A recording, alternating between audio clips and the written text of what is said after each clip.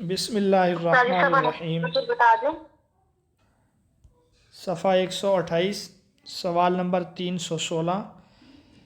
ثقیفہ بنی سعدہ میں انصار نے خلافت کے لیے کس کا نام تجویز کیا تھا؟ تو وہ حضرت سعد بن عبادہ رضی اللہ تعالی عنہ ہیں۔ چونکہ یہ خزرج کے سردار تھے تو انصار انہی کو خلیفہ بنانا چاہتے تھے۔ حضرت سعد بن عبادہ کے بارے میں آپ 3 باتیں مزید یاد رکھیں۔ حضرت سعد بن عبادہ وہ صحابی ہیں جن کے بارے میں آتا ہے کہ جنوں نے ان کو مار دیا تھا، اور آپ صلی اللہ علیہ وسلم جب پہلی مرتبہ مدینہ سے باہر تشریف لے گئے غزوہ ابوا کے لیے، تب آپ نے انہی کو نائب بنایا تھا۔ تو رسول اللہ کے پہلے نائب مدینہ میں وہ حضرت سعد بن عبادہ ہیں۔ اور تیسری بات آپ یہ یاد رکھیں، غزوہ بدر کے موقع پر رسول اللہ کو جو زرہ دی تھی وہ بھی انہوں نے دی ہے۔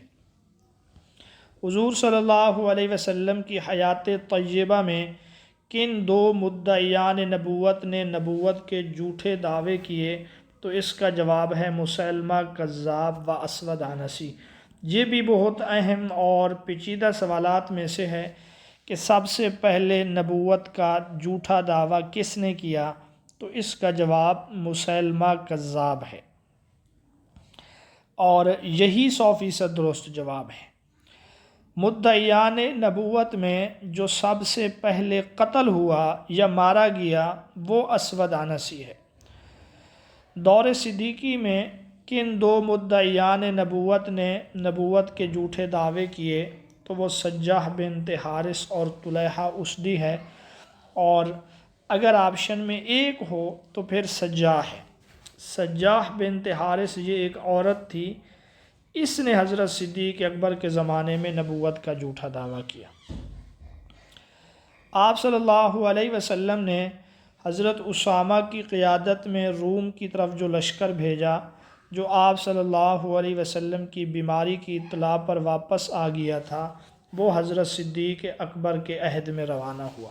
حضرت صدیق اکبر نے سب سے پہلا کام یہی کیا، اس لشکر کو روانہ کیا ہے۔ اچھا، یہاں اوپر جو ہے جو مدعیان نبوت ہیں ان کے بارے میں آپ یہ بات بھی یاد رکھ لیں کہ طلیحہ اسدی کو حضرت خالد بن ولید رضی اللہ تعالیٰ عنہ نے شکست دی تھی۔ لشکر اسامہ میں کتنے جانباز تھے؟ تو یہاں پر تو 6000 لکھا ہوا ہے، یہ جواب درست نہیں ہے۔ ویسے درست جواب اس کا اس کے مطابق 3000، جبکہ ایک دوسری سیرت اور تاریخ کی کتاب کے مطابق 700۔ تو یا تو 700 تھے یا 3000 تھے، یہ 6000 والی بات درست نہیں ہے۔ مدعیان نبوت میں جو طلیحہ ہے، یہ خالد بن ولید رضی اللہ تعالیٰ عنہ کے مقابلے میں بھاگ گیا تھا مقام بزاخہ، یہ ایک جگہ کا نام ہے، یہاں پہ ان کا ہوا تھا مقابلہ۔ پھر حضرت عمر رضی اللہ تعالیٰ عنہ کے زمانے میں اس نے اسلام قبول کیا۔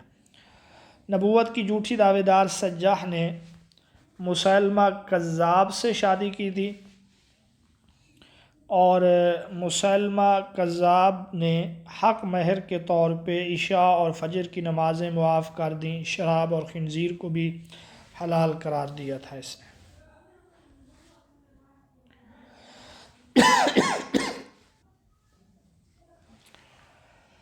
مسیلمہ کذاب کے مقابلے میں حضرت صدیق اکبر نے پہلا لشکر کس کی قیادت میں بھیجا جسے شکست ہوئی؟ تو وہ حضرت اکرمہ بن ابی جہل رضی اللہ تعالیٰ عنہ ہیں۔ حضرت صدیق اکبر نے 11 علم یا 11 جھنڈے تیار کیے تھے۔ حضرت اکرمہ کو مسیلمہ کے مقابلے میں بھیجا اور ان سے یہ کہا جب تک حضرت شرحبیل بن حسنہ نہ آئیں تم حملہ نہ کرو۔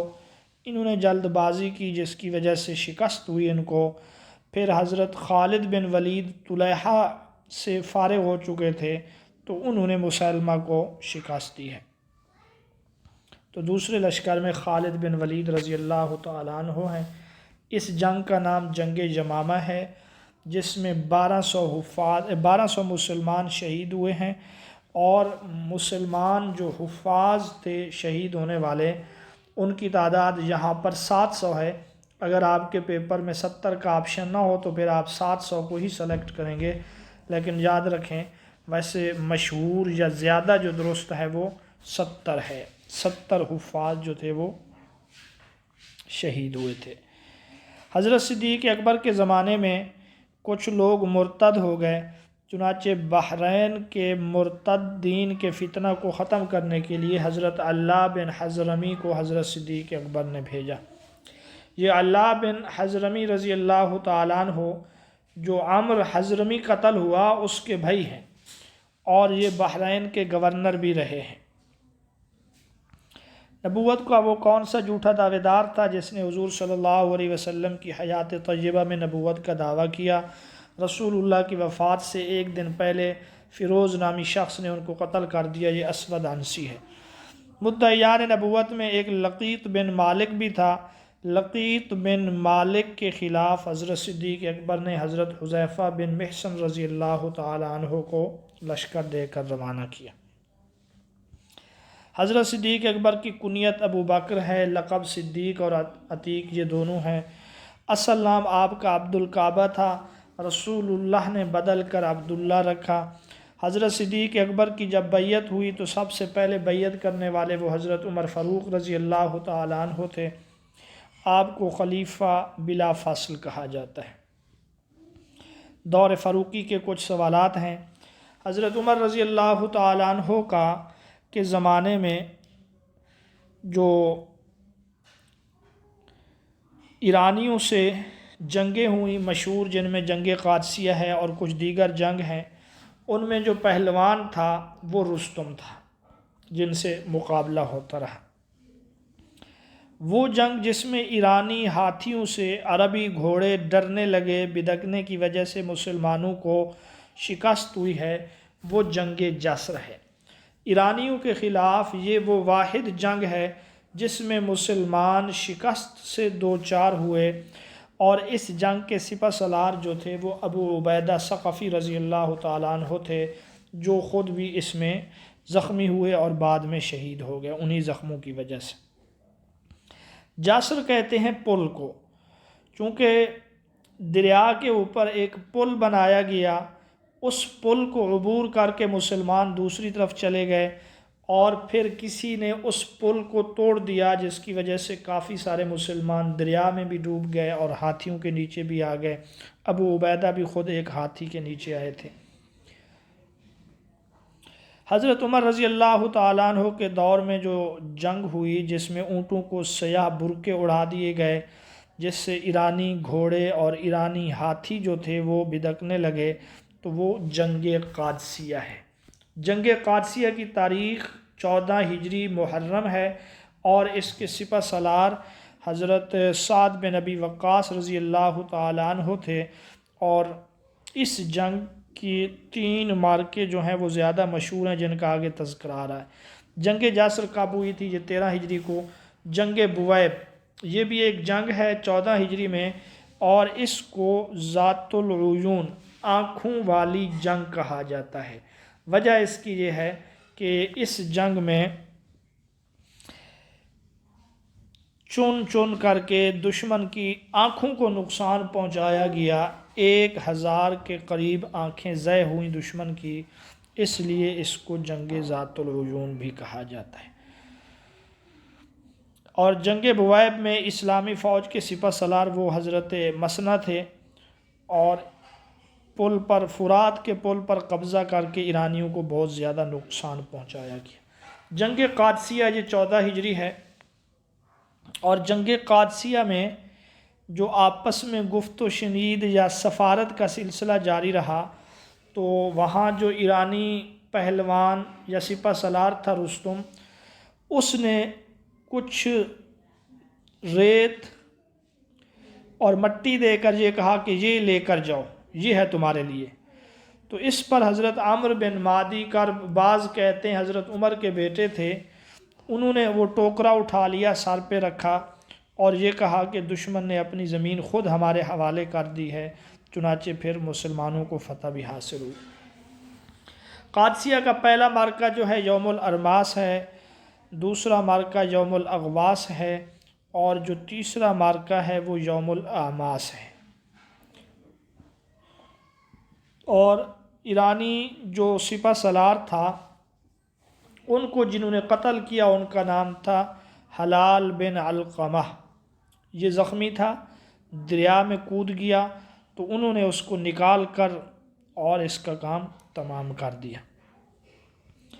دور فاروق اعظم میں کس شہر کو فتح کرنے کے لیے اسلامی لشکر کے سپہ سالار حضرت سعد بن ابی وقاص نے اور ساری فوج نے دریائے دجلہ میں گھوڑے ڈال دیے، اور اس منظر کو دیکھ کر ایرانی بغیر مقابلہ کے ہی بھاگ نکلے، تو یہ مدائن کی جنگ ہے، اور یہ جو جنگ ہے اس کے ساتھ ہی مکمل عراق پر مسلمانوں کا قبضہ ہو گیا، اور یہ کئی ماہ محاصرے کے بعد ایسا ہوا، اور مدائن کی فتح یہ 16 ہجری ہے، 14 ہجری نہیں ہے، یہ اس کا جواب 16 ہجری ہے۔ اسی مدائن کے محلات روشن ہونے کے بارے میں وہ رسول اللہ نے غزوہ خندق کے موقع پہ فرمایا تھا، اور اس میں جو ایک محل تھا جس کو قصر ابیض کہتے تھے، سفید محل، اور یہاں پر مسلمانوں نے 16 ہجری کو نماز جمعہ اسی محل میں ادا کی تھی۔ حضرت سعد بن ابی وقاص رضی اللہ تعالیٰ عنہ سپہ سالار تھے۔ جزیرہ کا علاقہ اسلامی فوج نے 17 ہجری میں فتح کیا۔ ایرانیوں کا جو تاریخی علم تھا در فشکاویانی، اس کو وہ فتح کی علامت سمجھتے تھے، لیکن اس کے باوجود بھی ان کو شکست کا سامنا کرنا پڑا تھا۔ جنگ نہاون یہ بھی ایک اہم جنگ ہے، عرب اس کو فتح الفتوح کہتے ہیں، جنگ نہاون کو فتح الفتوح کہا جاتا ہے۔ مردان شاہ سپہ سالار تھے، اور مسلمانوں کی طرف سے حضرت نعمان بن مقرن تھے۔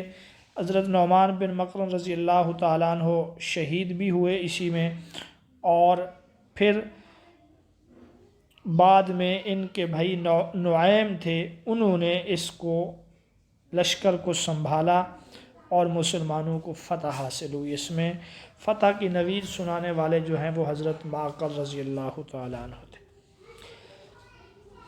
دور فاروقی میں رے ہمدان تبرستان کے علاقے یہ حضرت نعیم بن مقرن کے دور میں فتح ہوئے۔ آذربائیجان کا فتح یہ 22 ہجری کا واقعہ ہے۔ یہ سب دور فاروقی کے واقعات ہیں۔ ایران کا جو آخری بادشاہ تھا یزدجر یا یزدگر، یہ پھر وہاں سے ترکستان بھاگ نکلا، اور پھر حضرت عثمان کے زمانے میں اس کو مارا گیا تھا۔ ایران کے پورے علاقے کی فتح جو ہے یہ 23 ہجری میں فتح مکمل ہو چکی تھی۔ پورا ایران مسلمانوں کے زیر تسلط تھا، اور جنگ نہاون جو اوپر آپ پڑھ رہے ہیں، ابو لولو فیروز موجوسی جو حضرت عمر کا قاتل ہے، وہ بھی اسی جنگ میں گرفتار ہوا تھا، اور پھر حضرت مغیرہ بن شعبہ کا غلام بنا۔ دمشق کا فتح ہوا، تو دمشق یہ 14 ہجری ہے۔ حضرت صدیق اکبر کے زمانے میں اس کا محاصرہ جاری تھا کہ آپ دنیا سے رخصت ہو گئے۔ پھر حضرت عمر کے زمانے میں دمشق کا یہ فتح ہوا ہے۔ فاتح دمشق اور فاتح شام یہ دو الگ الگ اہم سوالات ہیں۔ فاتح دمشق جو ہیں وہ خالد بن ولید ہیں، اور فاتح شام حضرت ابو عبیدہ بن جراح رضی اللہ تعالیٰ عنہ ہیں، امین الامت۔ ان دو کو آپ یاد رکھیے گا۔ اردن کا فتح ہوا تو یہ بھی 14 ہجری کا واقعہ ہے، حضرت عمر فاروق رضی اللہ تعالیٰ عنہ کے دور میں۔ دور فاروقی میں مسلمانوں نے کس علاقے کی جزیہ کی رقم اس وجہ سے واپس کر دی کہ جزیہ ذمیوں کے تحفظ کے لیے ہوتا ہے، اور اس وقت جنگ کی وجہ سے تحفظ مشکوک ہو گیا تھا، تو یہ حمص اور اس کے قریب کا علاقہ ہے، جب جنگ یرموک ہونے لگی تو حضرت ابو عبیدہ بن جراح رضی اللہ تعالیٰ عنہ نے ان لوگوں کو ان کا جزیہ واپس کر دیا، لیکن تاریخ میں لکھا ہے یہ مسلمانوں کے حسن سلوک سے اس قدر متاثر ہو چکے تھے کہ ایک تو یہ جزیہ واپس نہیں لے رہے تھے، اور پھر مسلمانوں کی فتح و نصرت کے لیے دعائیں بھی کر رہے تھے کہ مسلمانوں کو فتح مل جائے۔ دور فاروقی میں رومیوں سے فیصلہ کن معرکہ کس میدان میں ہوا؟ یرموک۔ یہ 15 ہجری کا واقعہ ہے، اور اسی جنگ میں 3000 رومیوں نے پاؤں میں بیڑیاں پہن لیں کہ بھاگ نہ جائیں، تو یہ بھی جنگ یرموک ہے۔ 3000 لوگ اس طریقے سے تھے کہ ہم بھاگیں گے نہیں۔ بیت المقدس کی فتح کا معاہدہ یہ 16 ہجری کو ہوا، اور یہ معاہدہ لکھا گیا شہر جابیہ میں، اور اس معاہدہ کو لکھنے والے خود حضرت عمر فاروق رضی اللہ تعالیٰ عنہ تھے۔ حضرت عمر فاروق نے کس سال حضرت خالد بن ولید کو معزول کر دیا؟ تو یہ 17 ہجری ہے۔ 17 ہجری میں آپ کو مکمل طور پہ معزول کر کے ایک فوجی کی حیثیت دے دی گئی۔ دور فاروقی میں شام میں کس وبا سے ہزاروں مسلمان انتقال کر گئے؟ تو یہ طاعون امواس ہے۔ امواس ایک جگہ کا نام ہے۔ 18 ہجری کا یہ واقعہ ہے، اور اسی 18 ہجری کو قحط کی وجہ سے اس سال کو عام الرمادہ بھی کہا جاتا ہے۔ رمادہ کہتے ہیں خاکستر، خاک۔ فاتح مصر یہ حضرت عمرو بن عاص رضی اللہ تعالیٰ عنہ ہیں، اور اسلامی فوج نے مصر پر کب فوج کشی کی ہے؟ تو اس کا درست جواب 21 ہجری ہے۔ اگرچہ کتابوں کے مطابق اس کا جواب 21 ہجری ہے، لیکن اگر حقیقت میں دیکھا جائے تو یہ 21 ہجری سے بہت پہلے ہے، کیونکہ آپ نے یقیناً پڑھا ہوگا کہ قحط کے دنوں میں حضرت عمرو بن عاص مصر سے غلے کے جہاز بھیجا کرتے تھے، اور قحط ہم اوپر پڑھ رہے ہیں 18 ہجری کو ہے۔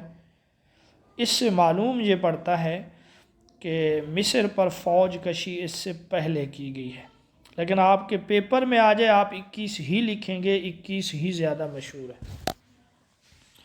دور فاروقی میں وہ کس علاقے کا حکمران تھا جو قیصر روم کے خلاف بظاہر مسلمانوں کے مقابلے ڈٹا رہا، لیکن خفیہ طور پہ اس نے مسلمانوں سے صلح کر لی تھی؟ تو یہ مصر کا جو بادشاہ تھا مقوقس شاہ مصر۔ حضرت عمر فاروق پر قاتلانہ حملہ نماز فجر میں ہوا 23 ہجری کو، اور یہ 26 ذی الحجہ کو ہوا۔ حضرت عمر فاروق کی شہادت 1 محرم 24 ہجری کو ہوئی۔ حضرت عمر فاروق کا قاتل ابو لؤلؤ فیروز یہ مجوسی تھا، اور پھر حضرت عمر رضی اللہ تعالیٰ عنہ کی شہادت ہوئی ہے۔ حضرت عمر فاروق کی وفات کے وقت 10 مبشرہ میں سے 7 زندہ تھے۔ آپ نے ان میں سے 6 افراد کو منتخب کیا، لیکن 7ویں کو منتخب نہیں کیا، وہ سعید بن زید رضی اللہ تعالیٰ عنہ تھے۔ آپ نے ان کا انتخاب اس لیے نہیں کیا کیونکہ یہ آپ کے بہنوئی تھے، اور آپ نہیں چاہتے تھے کہ میرے خاندان میں سے کوئی اس میں آگے آئے۔ ابو لؤلؤ فیروز نے آپ پر 6 خنجر کے وار کیے، اور آپ جب زخمی ہو کر گر پڑے تو حضرت عبد الرحمن بن عوف نے وہ نماز مکمل کروائی تھی۔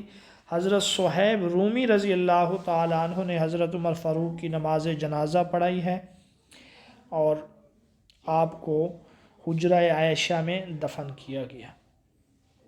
دور فاروقی میں کس سال حرم کعبہ کی توسیع کی گئی؟ یہ 17 ہجری کا واقعہ ہے۔ حضرت عمر فاروق نے دریائے نیل کو بحیرہ قلزم سے کتنے میل لمبی نہر کے ذریعے ملایا؟ تو اس کا جواب 99 میل ہے۔ سنہ ہجری کا آغاز کس خلیفہ راشد نے کروایا؟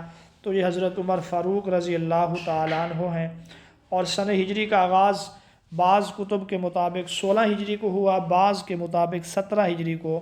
جو تاریخ اسلام شاہ معین الدین ندوی رحمۃ اللہ علیہ کی ہے، انہوں نے 16 ہجری کا لکھا ہے۔ امیر المومنین کا لقب سب سے پہلے کس نے اختیار کیا؟ تو اس کا جواب ہے حضرت عمر فاروق رضی اللہ تعالیٰ عنہ۔ آپ کو اس لقب کے ساتھ سب سے پہلے پکارنے والے جو ہیں وہ حضرت مغیرہ بن شعبہ رضی اللہ تعالیٰ عنہ ہیں۔ عرب میں پہلی دفعہ باقاعدہ جیل خانہ کس کے دور میں بنایا گیا؟ دور فاروقی میں، اور سب سے پہلا جیل خانہ جو تھا وہ صفوان بن امیہ کا گھر تھا جو مکہ میں تھا، آپ نے اس کو جیل خانہ بنایا۔ مکہ سے مدینہ تک کے راستے میں چوکیاں اور سرائے کس سال بنائی گئی ہیں؟ یہ بھی 17 ہجری ہے۔ با جماعت 20 رکعت نماز تراویح کا اہتمام اور شراب نوشی کی حد 80 کوڑے مقرر کرنا، یہ بھی حضرت عمر فاروق کے کارنامے ہیں۔ 20 رکعت نماز تراویح کے جو پہلے امام ہیں وہ حضرت ابی بن کعب ہیں، اور شراب کی سزا جو 80 کوڑے ہے یہ حضرت علی کے مشورے سے ہے۔ یہ آپ لازمی یاد رکھیں، یہ سوال پوچھا جا سکتا ہے کہ مشورہ کس کا تھا؟ وہ حضرت علی کا تھا۔ ہاں، اس میں بھی سن ہجری کے آغاز میں بھی مشورہ حضرت علی کا تھا۔ اسلام میں سب سے پہلے زمین وقف کرنے والے یہ بھی حضرت عمر فاروق ہیں۔ آپ کو زمین ملی تھی خیبر میں، آپ نے وہ وقف کر دی، تو سب سے پہلے غیر منقولہ جائیداد کو وقف کرنے والے وہ حضرت عمر فاروق رضی اللہ تعالیٰ عنہ ہیں۔ تو یہ کچھ سوالات تھے حضرت عمر فاروق رضی اللہ تعالیٰ عنہ کے بارے میں۔ تدوین قرآن کا مشورہ یہ بھی حضرت عمر فاروق رضی اللہ تعالیٰ عنہ نے دیا تھا۔ مقام ابراہیم کو مصلح بنانے کا مشورہ یہ بھی حضرت عمر فاروق کا تھا۔ پردے کے بارے میں مشورہ یہ بھی حضرت عمر فاروق رضی اللہ تعالیٰ عنہ کا تھا، کیونکہ آپ کے اس قسم کے سوالات کچھ تاریخ اسلام میں گزر چکے ہیں، کچھ قرآن میں بھی گزر چکے ہیں۔ سوال نمبر 386 ہے، ذو النورین، 2 نوروں والا اور جامع القرآن، یہ جامع القرآن کئی دفعہ پیپر میں آیا ہے، یہ حضرت عثمان غنی کے القاب ہیں۔ حضرت عثمان نے آپ صلی اللہ علیہ وسلم کی کون سی 2 صاحبزادیوں سے نکاح کیا؟ حضرت رقیہ اور حضرت ام کلثوم۔ حضرت عثمان جو ہیں یہ غزوہ بدر میں شریک نہیں ہوئے تھے حضرت رقیہ کی علالت کی وجہ سے، لیکن ان کو بدر کے شرکاء میں شمار کیا گیا اور آپ کو بدر کے مال غنیمت سے حصہ بھی دیا گیا۔ کل 8 افراد تھے جو بدر میں شریک نہیں ہوئے، پھر بھی ان کو بدری شمار کیا گیا۔ حضرت رقیہ کی وفات اسی دن اسی وقت ان کو دفن کیا جا رہا تھا جب بدر کی فتح کی خوشخبری لے کر مسلمان مدینہ پہنچے تھے۔ حضرت رقیہ کا وصال جو ہے وہ چیچک کی وجہ سے ہوا تھا۔ صلح حدیبیہ کے موقع پر حضور صلی اللہ علیہ وسلم نے اپنے ایک ہاتھ کو کس کا ہاتھ قرار دیا؟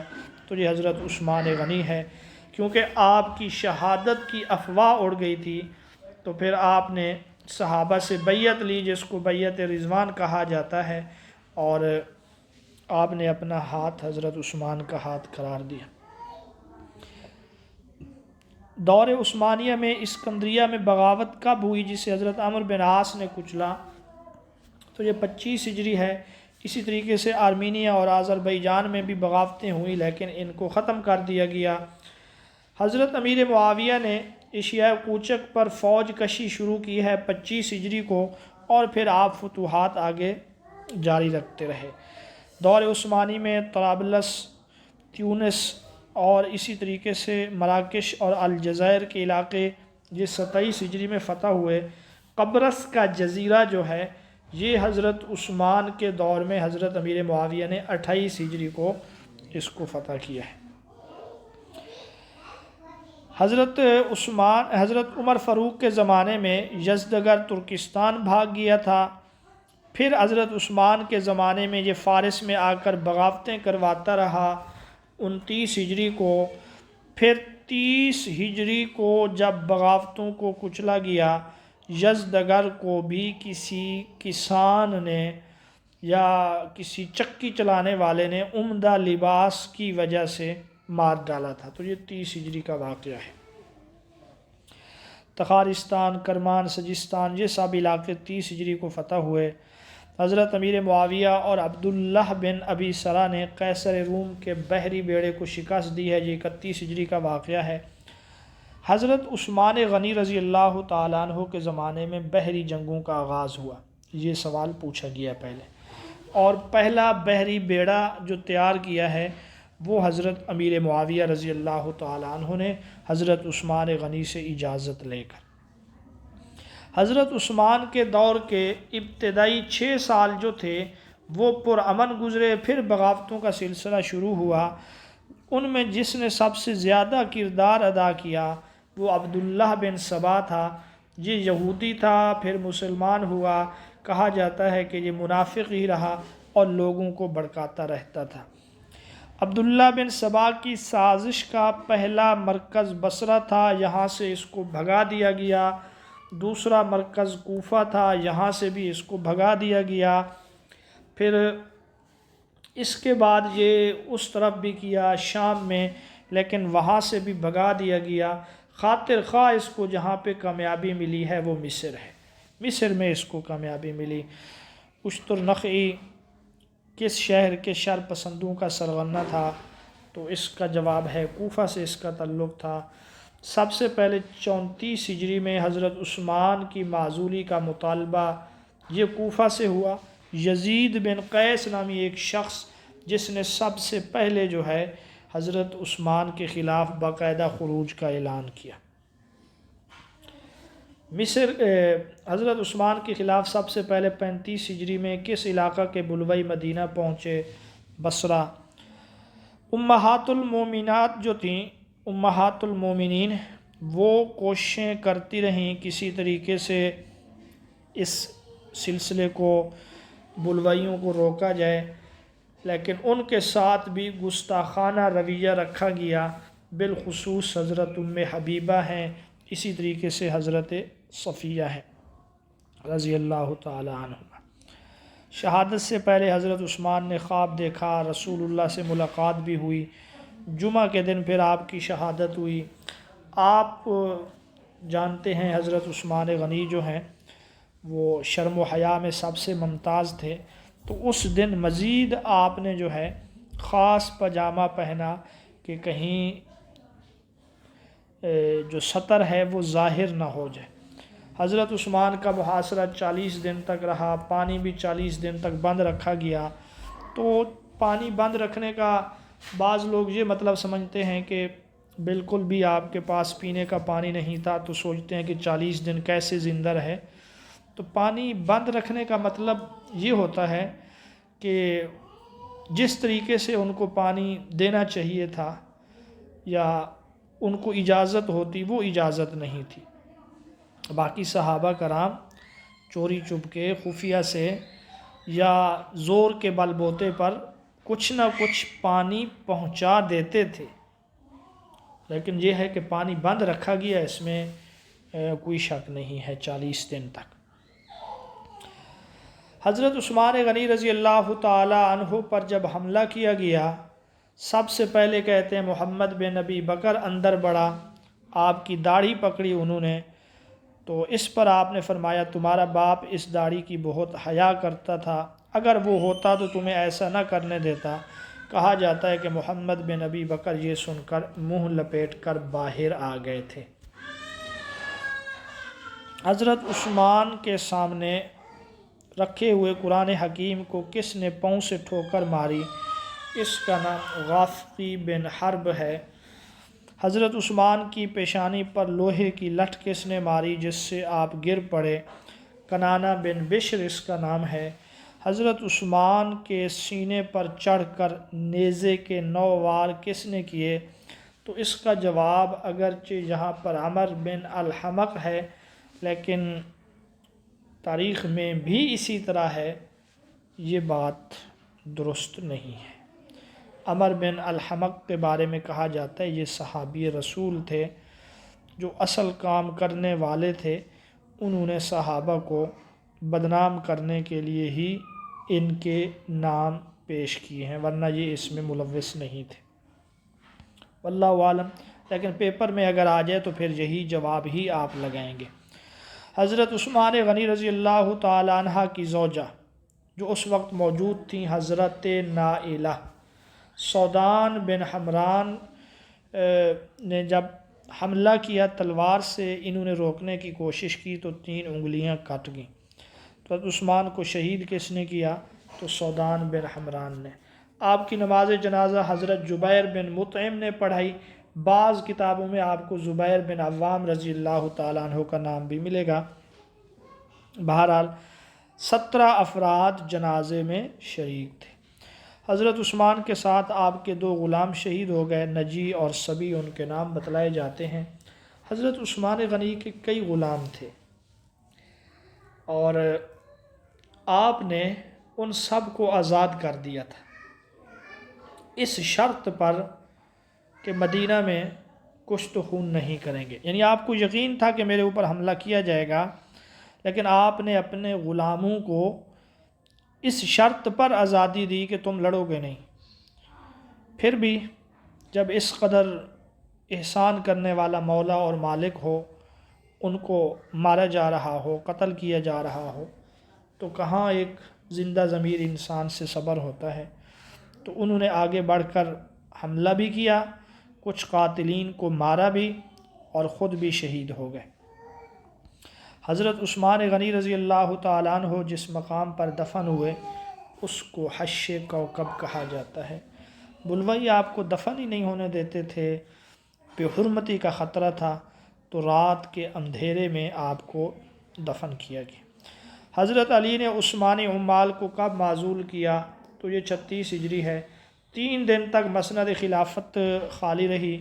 3 دن کے بعد انصار نے، مہاجرین نے، باقی سب لوگوں نے زور دے کر حضرت علی رضی اللہ تعالیٰ عنہ کو آمادہ کیا خلافت کے لیے، لیکن حضرت علی کے زمانے میں جو کچھ جنگیں ہوئیں ان کو آگے ہم دیکھیں گے۔ حضرت علی اور حضرت عائشہ کے درمیان غلط فہمیوں کی بنیاد پر جو جنگ ہوئی اس کو جنگ جمل کہتے ہیں۔ اونٹ کے ارد گرد جنگ لڑی گئی، جمل عربی میں اونٹ کو کہا جاتا ہے۔ حضرت علی اور حضرت امیر معاویہ کے درمیان جو جنگ ہوئی اس کو جنگ صفین کہا جاتا ہے، جگہ کا نام ہے۔ حضرت عائشہ کی بصرہ روانگی کے دوران سفر وہ کون سا مقام تھا جہاں آپ کے لشکر پر کتے بھونکے اور آپ واپسی کے لیے تیار ہو گئیں؟ تو اس کا جواب ہے حوب، کہ رسول اللہ نے فرمایا حضرت عائشہ سے تم ان میں سے نہ ہونا۔ اچھا، یہ روایت بھی درست نہیں ہے، یہ صرف تاریخ کے حوالے تک میں آپ کو بات بتا رہا ہوں چونکہ ہمارے پیپر میں آ سکتا ہے، انٹرویو میں پوچھا بھی گیا ہے۔ یہ جو روایت بتلائی گئی ہے اس کے راوی اس قدر درست نہیں ہے کہ اس بات کو مستند سمجھا جائے۔ اور دوسری بات یہ ہے کہ اسی روایت کو سامنے رکھ کر جو جواب دیا جاتا ہے کہ کئی لوگوں نے یہ قسمیں کھائی تھیں کہ یہ وہ مقام نہیں ہے۔ بہرحال اصل بات یہی ہے کہ ایسا کچھ نہیں ہوا جو تاریخ میں حضرت عائشہ کے بارے میں بتایا جا رہا ہے۔ حضرت علی رضی اللہ تعالیٰ عنہ کی طرف سے حضرت عائشہ کی طرف مصالحت کے لیے حضرت قعقاع بن عمرو، اچھا جی، حضرت قعقاع بن عمرو رضی اللہ تعالیٰ عنہ انہوں نے مصالحت کی کوشش کی۔ اوپر جو ہم پڑھ آئے ہیں نا جنگ قادسیہ، وہاں پر بھی اونٹوں کو کالے برقعے پہنانے، اونٹوں کو عجیب شکل و صورت میں بنانے کا مشورہ بھی انہوں نے دیا تھا، جس سے ایرانی ہاتھی بھاگ گئے تھے۔ بہرحال حضرت قعقاع بن عمرو نے کوششیں کیں اور کوششیں کارآمد بھی ہوئیں، لیکن جو تھے لڑانے والے وہ کامیاب ہوئے۔ حضرت زبیر جنگ جمل سے الگ ہو کر واپس پلٹ چکے تھے، کیونکہ رسول اللہ کی ان کو نصیحت اور وصیت تھی کہ تم علی کے مقابلے میں نہ آنا۔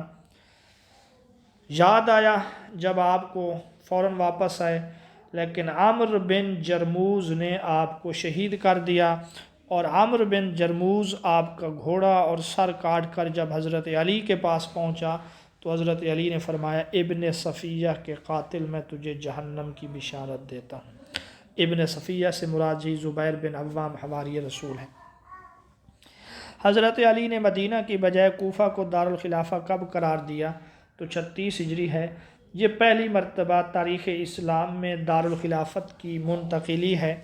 حضرت علی مدینہ میں حضرت عثمان غنی کی کیفیت دیکھ چکے تھے، اور جس طریقے سے بلوائیوں نے مسجد نبوی میں آ کے قبضہ کیا، مسجد نبوی میں حضرت عثمان ہی نماز پڑھاتے تھے، آپ کو روک دیا گیا۔ پھر انہوں نے حضرت ابو ایوب انصاری نے جماعت کروائی کچھ دنوں تک، ان کو بھی روک دیا گیا۔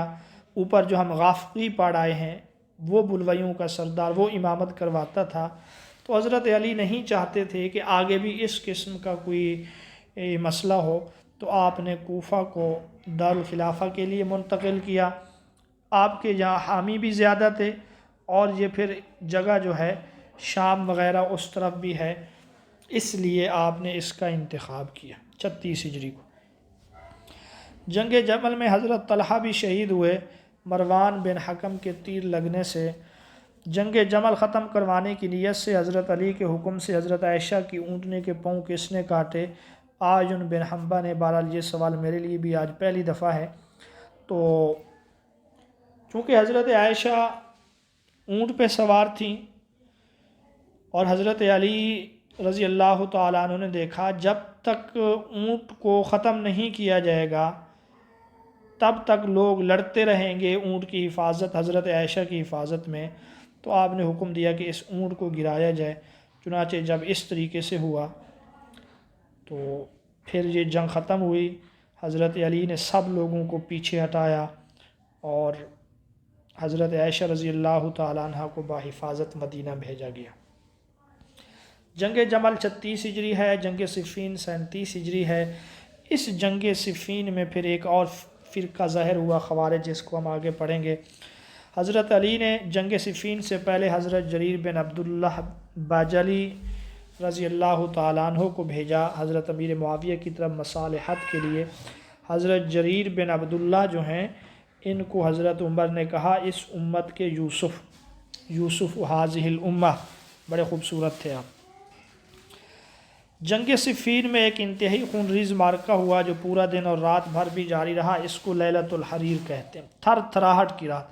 اچھا، لیلۃ الحریر یہ قادسیہ کی رات کو بھی کہا جاتا ہے، اس کو بھی، تو گویا کہ خلافت راشدہ کے دور میں 2 جنگیں ایسی ہیں جن کی ایک ایک رات کو لیلۃ الحریر کہا جاتا ہے، ایک قادسیہ کی جو 4تھی رات تھی، اور ایک جنگ صفین کی۔ اور اسی لیلۃ الحریر کی رات یہاں جنگ صفین میں حضرت عمار بن یاسر بھی شہید ہوئے، اور اسی طریقے سے حضرت اویس قرنی رحمۃ اللہ علیہ بھی شہید ہوئے۔ حضرت امیر معاویہ کو قرآن حکیم نیزوں پر بلند کرنے کا مشورہ حضرت عمرو بن عاص نے دیا، چونکہ قریب تھا کہ اموی اور شامی شکست کھا جاتے۔ حضرت عمرو بن عاص، ان کو عرب کا دماغ کہا گیا، اس لیے تو نہیں کہا گیا، بڑے سمجھدار تھے۔ تو پھر جب نیزوں پر قرآن مجید بلند کر لیے گئے، حضرت علی نے فرمایا کہ یہ ان کی طرف سے چال ہے، لیکن حضرت علی کے لشکر میں کچھ لوگ ایسے تھے جنہوں نے یہ کہا کہ قرآن کے ہوتے ہوئے جب وہ قرآن کو آگے کر رہے ہیں ہم ان کے ساتھ کیسے لڑیں۔ پھر وہی لوگ جنہوں نے حضرت علی کو یہاں پہ مجبور کیا، جب وہ فیصلہ ہونے لگا وہ الگ ہو گئے، وہی خوارج۔ حضرت علی کی طرف سے بطور حکم مقرر ہوئے حضرت ابو موسیٰ اشعری، حضرت امیر معاویہ کی طرف سے مقرر ہوئے حضرت عمرو بن عاص۔ خوارج نے اپنا امیر تسلیم کیا عبداللہ بن وہب راسبی کو۔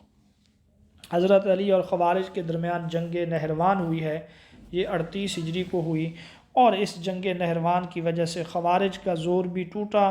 حضرت علی رضی اللہ تعالیٰ عنہ کے بہت سارے ساتھی شہید ہو گئے، جس کی وجہ سے آپ نے امیر معاویہ سے مصالحت کی ہے۔ یہ 40 ہجری کا واقعہ ہے۔ اب جب مصالحت ہو گئی، خوارج جو تھے وہ حضرت علی کو بھی دشمن سمجھتے تھے، امیر معاویہ کو بھی، اور اس مصالحت میں یا واقعہ تحکیم میں تیسرے نمبر پہ جو مشہور شخصیت ہیں وہ حضرت عمرو بن عاص ہیں، کیونکہ ان کے مشورے سے جنگ صفین کا خاتمہ ہوا تھا۔ تو انہوں نے سوچا ایک ہی رات میں ان تینوں کو नऊज़ु बिल्लाह ख़त्म कर देंगे। अपने मज़हब में वो अपने आप को सच्चे समझ रहे थे। चुनाचे हज़रत आमर बिन आस मिस्र में थे, एक मिस्र पहुंचा, अमीर मुआविया दिमाश्क में थे, एक वहाँ शाम में पहुंचा, और हज़रत अली कूफ़ा में थे। हज़रत अली के कातिल का नाम अब्दुर्रहमान बिन मुलजिम है, और बर्क बिन अब्दुल्लाह ने हज़रत अमीर मुआविया पे हमला करना था, और आमर बिन बकर ने, तो आमर बिन आस और आमर बिन बकर, इसको आप याद रखें, उसने हज़रत आमर बिन आस पर हमला करना था। हज़रत अली के कातिल की मुआवनत के लिए शबीब बिन बजरा ये भी तैयार हुआ, लेकिन हुआ यूँ कि हज़रत अमीर मुआविया पर हमला हुआ, आप बच गए, ज़ख्मी हुए, बच गए। आमर बिन आस रज़ी अल्लाह तआला अन्हु की तबीयत नासाज थी, वो उस दिन आए नहीं नमाज के लिए। जो उनकी जगह पे आए थे वो शहीद हो गए, अब उनका नाम मेरे जहन में नहीं है। हज़रत अली रज़ी अल्लाह तआला अन्हु ज़ख्मी हुए, 17 रमज़ान को आप ज़ख्मी हुए हैं, 17 रमज़ान को, और फिर 21 रमज़ान को आपकी शहादत हुई। हज़रत सिद्दीक़ अकबर की वफ़ात 21 जमादी उस्सानी 13 हिजरी है। हज़रत उमर फ़ारूक की शहादत यकुम मुहर्रम 24 हिजरी है। हज़रत उस्मान गनी की शहादत 18 ज़िलहज्जा 35 हिजरी है। इस दिन अहले तशय्युअ जो है ना वो ईद गदीर भी मनाते हैं। हज़रत अली की शहादत जो है वो 21 रमज़ान 40 हिजरी है।